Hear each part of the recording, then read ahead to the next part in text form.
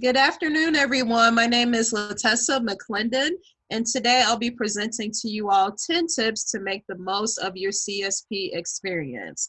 For all of the new CSPers, congratulations. It's exciting that you've been accepted into the program. It's a phenomenal program that will prepare you for work within student affairs within that industry. So I definitely hope that you all enjoy it over the next 2 years. So we'll go ahead and get started. All right, a little background information about myself. I currently serve as the Assistant Director of TRIO Student Support Services at IUPUI. I used to, for 5 years, work as the Academic Success Coordinator at Edinburgh University. And as a student at Western Illinois University, I worked within the Advising Center with the provisionally admitted students through OAS, and also as a graduate assistant in the Disability Resource Center. All right, first tip for today, have an open mind. As you can see, there are 2 photos of myself and my cohort that are on this page. And there were a group of 24 of us, different ages, from different areas of the country, different ethnicities, different political beliefs, religious viewpoints, you name it, just a group of difference. And I really learned so much from my cohort. It helped me to be able to kind of put myself in someone else's shoes, consider their experiences, their perspectives, and really lean in to be able to understand their perspective. Even sometimes when their perspective was different from my own, it really helped to just kind of have an open mind to be able to understand. And that's a skill set that will take you very far in student affairs, as you'll be working with students from various areas of the world of difference. So it truly does help to have an open mind. I do challenge you all to be able to participate in new and different activities. So something that is very small for some, but very big for me, I happen to have a cohort of peers where almost everyone has seen all of the Harry Potter series, have read all of the books, and I had never seen anything related to Harry Potter. And one night, one of the students in the program invited everyone over to be able to watch the movie and to play games afterwards. So even though it's something so small, like I decided to go out, do something different, see the first Harry Potter movie, which wasn't so bad at all. It was pretty good. So it just shows that it was something that I wouldn't have done back home in Indianapolis, Indiana, and being able to do that activity plus so many other activities in CSP helps me to be able to have an open mind and kind of challenge myself as an individual. So I encourage you guys to do that as well. I do encourage you to not just go with what you know. In the past, I worked for careerbuilder.com, in which I help recruiters hire for open positions. So I figured coming to CSP, I would be able to work in career services with students. And when I had that interview for the assistantship, I hated it. It was not something that I wanted to do at all. So I'm so glad I had an open mind and I considered the advising position for the conditional admit students. And it turned out to be an awesome experience. And I still work with similar students today. So I'm very thankful for that opportunity. I encourage you all to determine an organization and study system. You'll be reading tons of books over the next 2 years. So it's very important to have some organization and to be able to have some study tips that will work effectively for you. There was someone in our program that developed a semester color-coded calendar that she shared with everyone. Very helpful. I use that every semester. I faithfully use my student planner. It had all of the dates for due dates for papers. I put all of my events in there for student organizations, all of the readings that I had to do for each week. So that was something that I carried every single last day and marked off those tasks every time I got those completed. Something that I always share with my students is studying more does not always equal to studying effectively. So it's very important as a graduate student, which is much different from being an undergraduate, to figure out exactly what study skills will work for you. Just because you're studying a lot of hours does not mean that you're studying the most effective way. Something that was very helpful was going to the Counseling Center study skills workshops. They used to do that at Western Illinois when I was a student there. I'm not sure if they still do it, but if they do, totally recommend for you to go and visit some of those workshops. So when I went to the workshops, it was for students. I wanted to be able to help the students that I was advising with these study skills. Little did I know that I was going to be able to utilize some of those skills. And one of the things that I learned there was the SQ3R reading comprehension strategy, which definitely helped me to study as a student at WIU. If you are having trouble with any of your courses, it can happen from time to time. I encourage you all to be able to utilize the professors in the program. They're all very helpful. They have an open door policy. They'll be happy to be able to help you. I remember once I met with Dr. Sarah Shopper about a theory class. I was struggling in that class, and she gave me some excellent tips to be able to help me to do better in the course. One time I was struggling, not academically, but with some group mates that I had in another class, and I remember talking to Dr. Tracy Davis about it, and he was able to see that I was a student that works really hard, that I participated in class every day. I had earned A's on everything else, so he was actually able to help me to keep the A in that course and to maintain my 4.0 GPA opposed to getting a B- in that class. So I'm very thankful that he was able to do that. So I do encourage you to speak with your professors about anything that you may be experiencing as far as hardships. Determine your ideal position. So early on within the program, I looked at higheredjobs.com, I believe, and found a position for a director's role for TRIO Student Support Services, in which that's the program that I work for today. And I went through that job description to look at all of the skill sets that were needed. I was able to check off all of the things that I had met and circle the things that I still hadn't had those experiences to determine, okay, exactly what can I do throughout the next 2 years to be able to gain these skills so that I would be, marketable for the position and qualified. So each semester, I encourage you to be able to look at that ideal job and to be able to figure out if you're meeting the criteria for that position, and then to be able to write down some examples of how you have met that criteria so that you'll have that for your interviews in the future. Get hands-on experience with students is the next tip. And as you can see, there are some students featured in the photos here. The first group is MC Squared, which was a modeling and dance organization. I served as their advisor. And also below that is a picture of WIGS, which was a group for first generation students. And it was an outing we had with one of the comedians on campus. So through my experience with both organizations, I gained so many skills that helped me in the profession of student affairs. So if you're looking for ways to get hands-on experience with students when it comes to planning events, running meetings, writing agendas, being able to work with students to develop their leadership skills, it's going to help you to get all of that experience at Western Illinois so that you can demonstrate that during your interviews to show employers that you're fully capable of being able to work with students, mentor them, and help them to be able to accomplish their goals. Take advantage of elective courses is the next tip. So I know there's so many credits within the CSP program, and I believe if it still exists, there's an open area to be able to get elective credits. So what I did was I decided to take a course within Recreation, Park, and Tourism Administration, a 3-credit course within that elective. Even though it's a totally different industry, there were so many transferable skills that helped me with my profession today. So in that job description, everything goes back to that desired job. I did see that grant writing experience was something that was required for the position. So within this course, I was able to actually write a grant, and it was a grant to be able to have a program to help high school students prepare for college.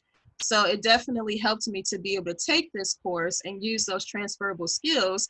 In fact, today in my position, every 5 years, we're responsible for writing the grant and being able to send that information off to the government so that we can continue to get funding for the Student Support Services program. So it did help to be able to take that course in the past.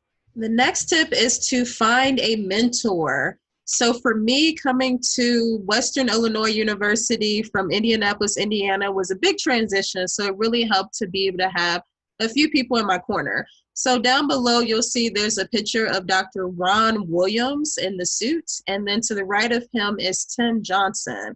And both of these men were phenomenal with helping me get through my experience in the CSP program. I was able to discuss course material with both people. So Dr. Ron Williams was a professor in the program, and then Tim Johnson is actually an alum of the program. So some of my conversations with Tim, for example, he served as my supervisor in the advising center. as well as my mentor. So we were able to discuss some of the things that we were learning in class and relate them to my advising appointments with the students. So it really helped me to be able to see theory transformed in real life. I was able to discuss my goals and strengths and weaknesses with both of my mentors. Being someone that was much older than a lot of people in my cohort, sometimes just venting to my mentors was very valuable to be able to share some of the discussions that we were having, some of the weeks that I was having, and they were always there to be able to support me and challenge me as well. I was able to prepare for the job search with both of my mentors. We had very realistic conversations about some of the skill sets that I would need, locations, being open to some of those locations, being open to both public institutions and private institutions. And they served as excellent resources with references for me. I remember one of my previous supervisors at Edinburgh University saying there was no way that she'd be able to pass up on me because both of my references said phenomenal things about me. So I remain very thankful for all of the assistance that I received from my mentors and all of the great things that they said about me as well. Find a support group. So I joined several groups within the Western Illinois community just to be able to have some people to relate to just outside of academics. And for me, a group that really helped was the CSP Christian Bible Study group. We met at my house weekly on Sunday evenings. We were able to read books, Christian books, and then relate them to the Bible. We had open discussion. We were able to pray for each other. It definitely was a very great supportive group that helped me to be able to kind of unwind, forget about academics, and just really focus in on the Lord. So I definitely do thank the individuals that were in that group, and there's a picture of us featured here. I encourage you all to develop a philosophy. That's one of the other tips for today.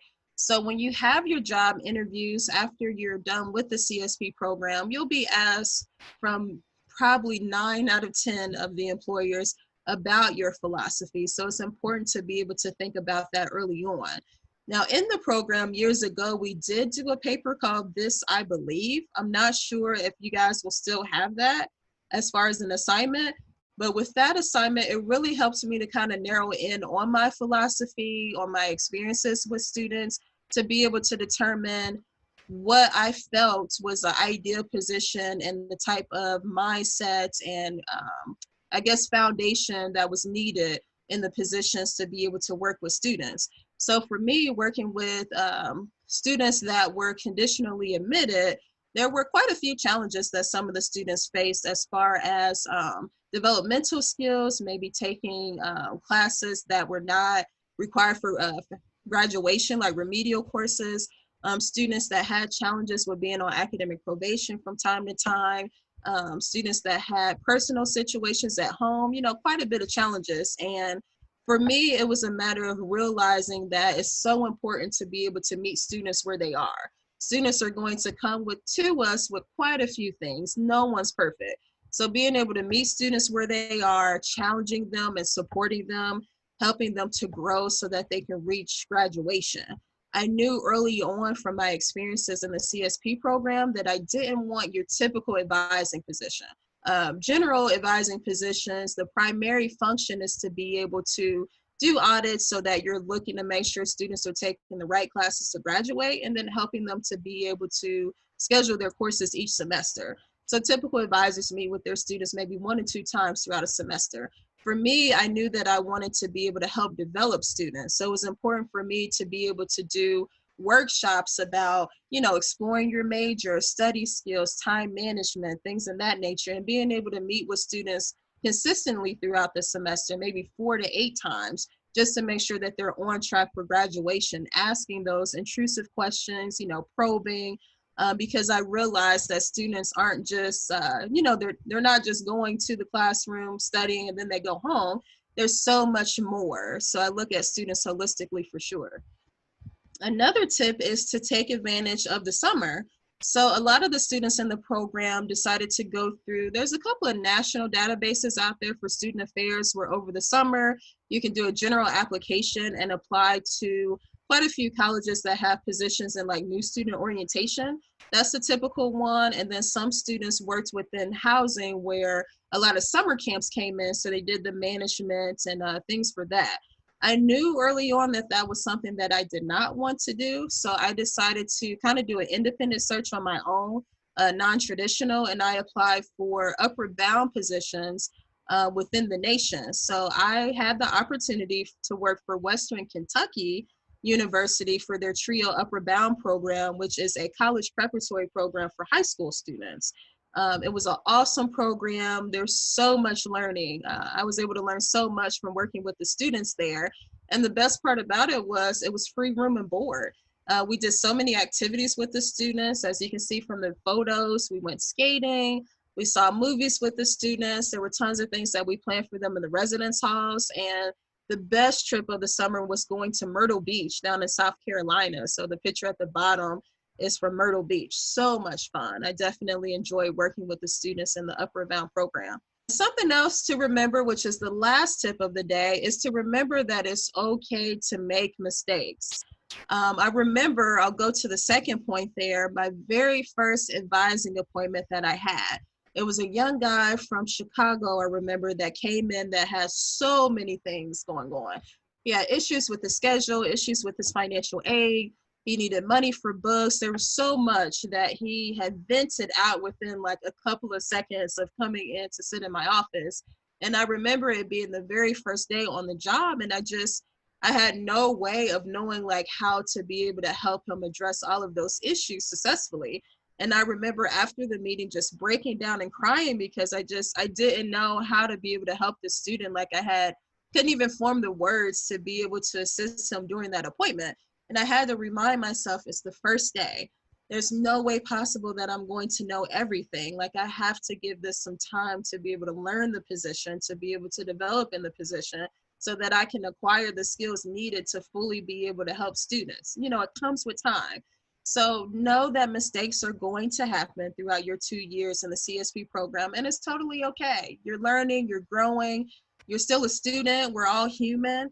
There was a phrase that we used to always say in CSP, which was trust the process. Whenever we complain to a professor about, I don't understand this, like, how is this relevant? Like, why do I need to do this? Like, I'm so confused. It was always a response of trust the process. As long as you trust the process, you allow mistakes to happen, you're in good hands. You're in good hands on CSP. You'll be totally fine. But I thank you all for listening to me today. I hope that you enjoy your 2 years in the CSP program and that you were able to get some great tips out of the presentation. And thank you so much. It's been a pleasure.